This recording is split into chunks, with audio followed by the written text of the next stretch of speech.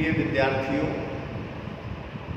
आज इस व्याख्यान में मैं प्लेटो के शिक्षा सिद्धांत और शिक्षा योजना के संदर्भ में चर्चा करना चाहूँगा। प्लेटो का समय नगर राज्यों का समय था।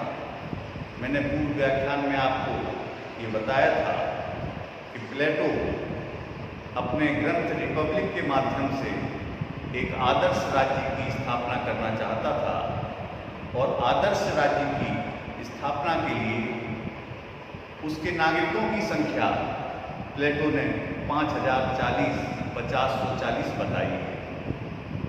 प्लेटो के जो अनुभव था वो मूल रूप से प्लेटो एथेंस के थे, यूनानी नगर राज्य था एथेंस, और बगल में ही एक नगर राज्य स्पार्टा हुआ करता था।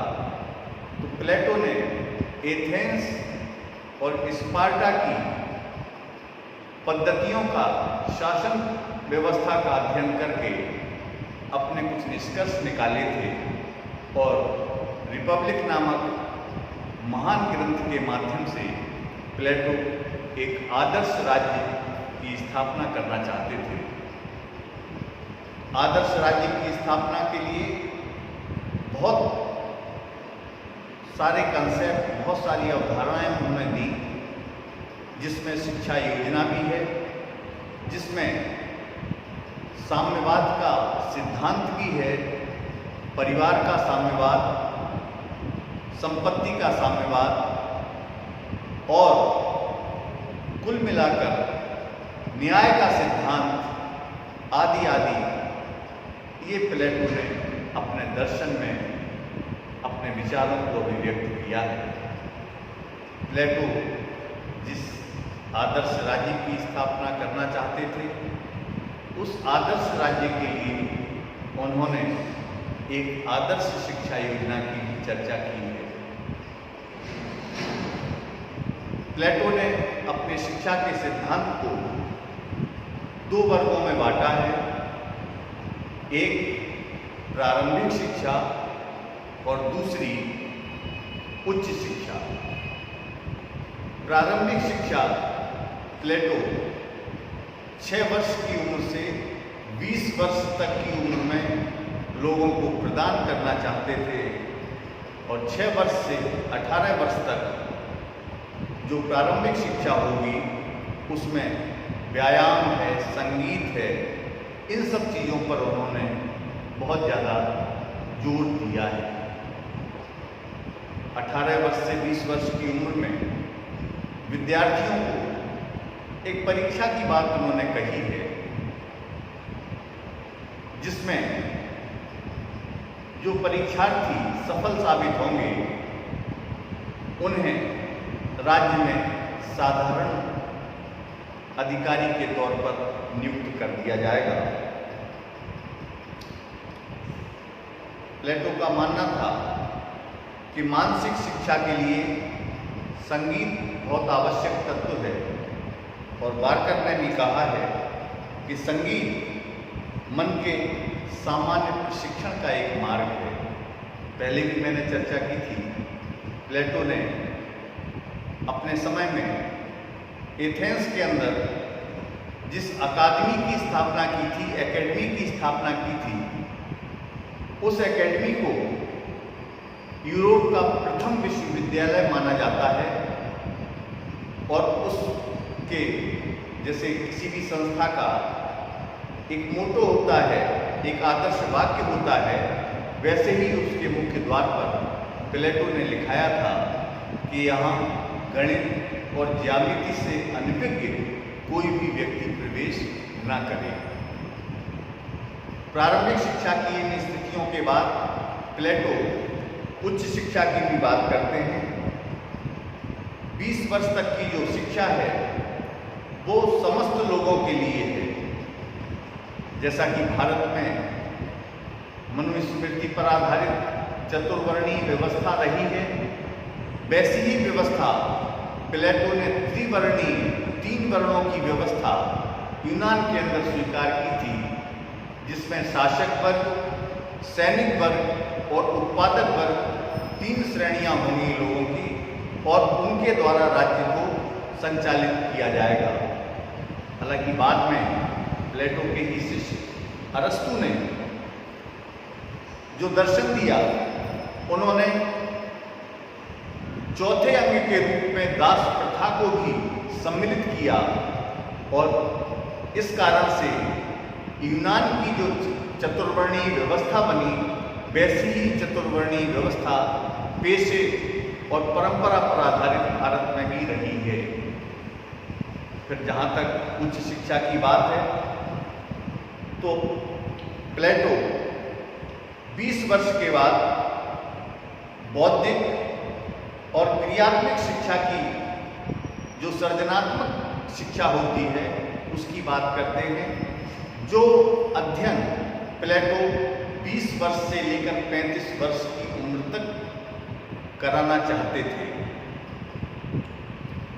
लेकिन 20 से 30 वर्ष की उम्र में भी एक परीक्षा होगी, और जिसमें जो सफल विद्यार्थी होंगे उनको राज्य का साधारण अधिकारी बनाया जाएगा। 10 साल की उच्च शिक्षा के बाद 30 साल की उम्र में एक परीक्षा होगी। इस परीक्षा में जो विद्यार्थी सफल नहीं होंगे वह राज्य के साधारण अधिकारी बनेंगे। सफल विद्यार्थियों को 5 साल तक द्वंद्व और दर्शन की शिक्षा दी जाएगी। प्लेटो ने 35 वर्ष की शिक्षा को भी एक तरह से अपूर्ण माना है।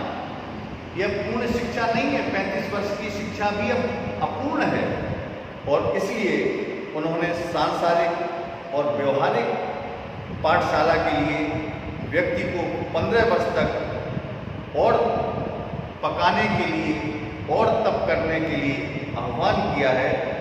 और जब 50 वर्ष की उम्र का व्यक्ति इस शिक्षा की प्रक्रिया से गुजर जाएगा, तब वह शासक वर्ग में शामिल होने लायक बन पाएगा और शासक बन पाएगा। तो जो त्रिवर्णीय व्यवस्था है उसमें क्रमशः 6 वर्ष से लेकर 18 वर्ष, 2 वर्षों की तपस्या 20 वर्ष तक उसमें साधारण पद मिलेंगे। वो लोग सैनिक वर्ग में शामिल होंगे, उत्पादक वर्ग में शामिल होंगे, लेकिन शासक बनने के योग्य नहीं होंगे। शासक वही बन पाएंगे जो 50 वर्ष तक जीवन की जो व्यवहारिक पाठशाला है, जो व्यवहारिक अनुभव है, उसके आधार पर जो तप और सिद्धि करके जो अपने ज्ञानार्जन को पूर्ण कर पाएंगे, वही लोग शासक बनने के लिए योग्य बन पाएंगे। यद्यपि यह बहुत थकाऊ, बहुत उबाऊ और बहुत नीरस प्रक्रिया है कि आज के समय में 50 वर्ष तक यदि व्यक्ति को केवल अध्ययन ही अध्ययन कराया जाए तो यह बात व्यवहारिक सिद्ध नहीं होती, और इसकी आलोचना भी बहुत सारे विचारकों ने की है। प्लेटो के इस विचार को अरस्तु ने भी स्वीकार नहीं किया था कि जीवन के आधे से ज़्यादा भाग यदि केवल शिक्षा में ही व्यर्थ चला जाएगा तो व्यक्ति के काम करने के अंदर जो ललक होती है, व्यक्ति की जो ऊर्जा होती है, वह ऊर्जा निरंतर गतिमान नहीं रह सकती।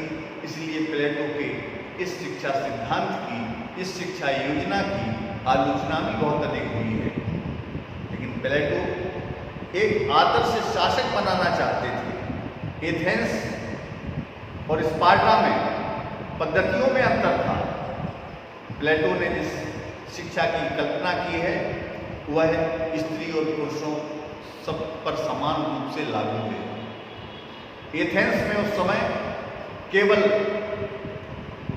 व्यक्तियों को, पुरुषों को शिक्षा से लेकर शासन चलाने का अधिकार प्राप्त था, लेकिन महिलाओं को इसमें ऐसा कोई अधिकार प्राप्त नहीं था। लेकिन पड़ोस में ही स्थित स्पार्टा की परिस्थितियां बहुत अलग थी। वहाँ प्रारंभिक काल से ही स्त्री और पुरुष दोनों को समान शिक्षा दी जाती थी, और खास तौर से शारीरिक शिक्षा के साथ साथ सैनिक शिक्षा भी अनिवार्य थी स्पार्टा के अंदर।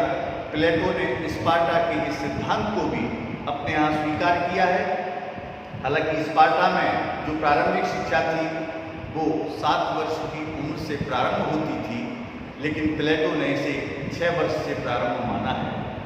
उदाहरण के तौर पर कहूँ तो स्त्री पुरुष समानता के संदर्भ में प्लेटो ने यह मत व्यक्त किया है कि जिस प्रकार रात में घर की सुरक्षा के लिए एक कुत्ता भौंक भौंक कर घर की सुरक्षा करता है, दुश्मनों से मुक्ति दिलाता है, दुश्मनों को आगाह करता है, उसी प्रकार से एक कुतिया भी रात भर भौंक भौंक कर घर की और पड़ोस की सुरक्षा का काम किया करती है।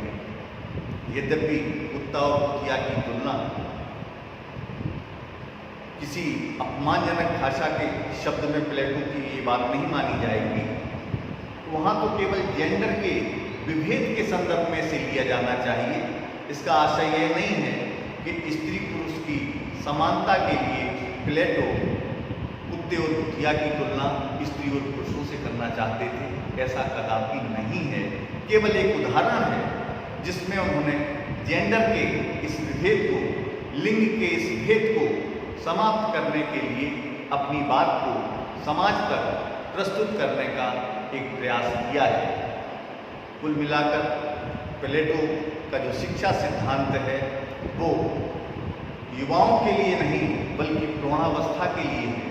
पूरी शिक्षा व्यवस्था व्यक्ति को प्रौढ़ होने तक भी विद्यार्थी बने रहने के लिए सचेत करती है, विवश करती है, और यही उसका उद्देश्य है। कुल मिलाकर प्लेटो की जो शिक्षा योजना है वो आज के समय में भी भले ही व्यवहारिक तौर पर इसके कुछ कुपरिणाम सामने आए, लेकिन दार्शनिक तौर पर प्लेटो का शिक्षा सिद्धांत निश्चित तौर पर एक मनुष्य के जीवन के लिए एक आदर्श योजना है, एक आदर्श सिद्धांत है। और रूसो जैसे विचारकों ने, वार्कर जैसे विचारकों ने इसे ध्वनिमत से यह स्वीकार किया है कि प्लेटो की शिक्षा सिद्धांत अपने आप में एक पूर्ण दर्शन है। रूसो ने लिखा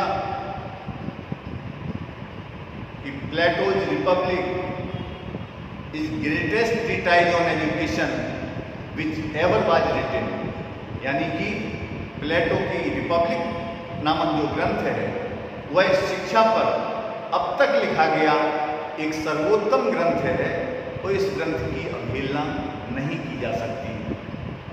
कुल मिलाकर हम प्लेटो के शिक्षा सिद्धांत की बात करें तो जिस आदर्श शासन की, जिस आदर्श राज्य की प्लेटो स्थापना करना चाहते थे, भले ही कुछ लोगों ने इसे काल्पनिक माना, कुछ लोगों ने इसे यूटोपियन दर्शन माना, यूटोपियन का मतलब काल्पनिक, तो कैसा दर्शन माना, इसके बावजूद भी प्लेटो की शिक्षा योजना को कोई भी युग, कोई भी काल और कोई भी देश नकार नहीं सकता, ऐसा मेरा भी मानना है।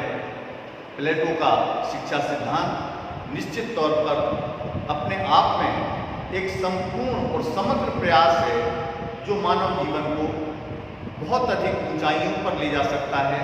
और एक आदर्श राज्य जो होना चाहिए, उनका प्लेटो के संदर्भ में नगर राज्य हुआ करते थे, लेकिन अब राष्ट्र और देश की कल्पना है, और राज्य की कल्पना है, बृहद नेशन स्टेट की परिकल्पना है, राष्ट्रीय राज्यों की परिकल्पना है।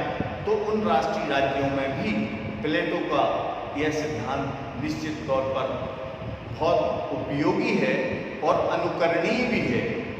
यदि समस्त शासन पद्धतियाँ, समस्त राज्य इसका अनुसरण कर सकें और प्लेटो के शिक्षा सिद्धांत के अनुसार शासक की परिकल्पना करना चाहें, तो निश्चित तौर पर इसकी कोई दूसरा मिसाल नहीं होगी, दूसरी कोई सानी नहीं होगा।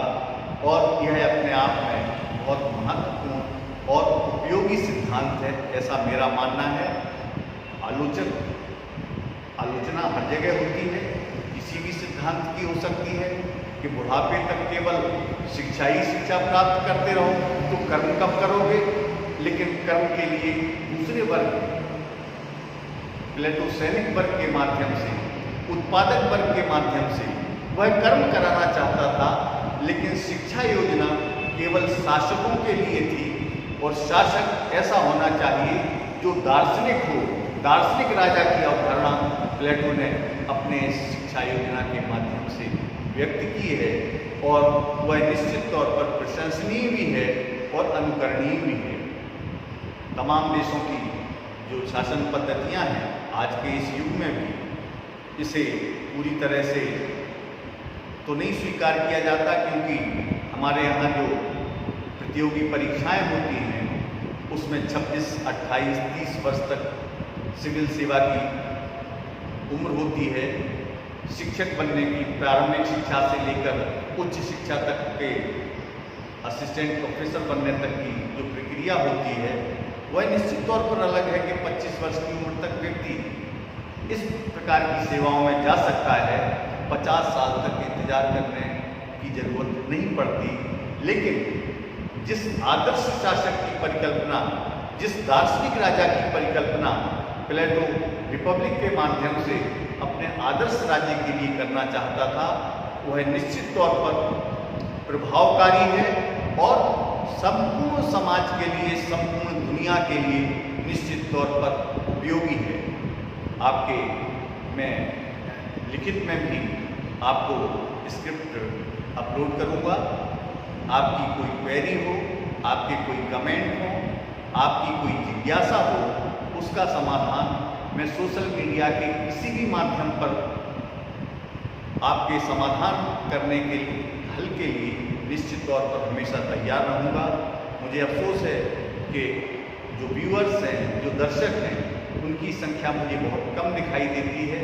बहुत कम लोग टिप्पणियाँ कर रहे हैं, बहुत कम लोग जिज्ञासाएं व्यक्त कर रहे हैं।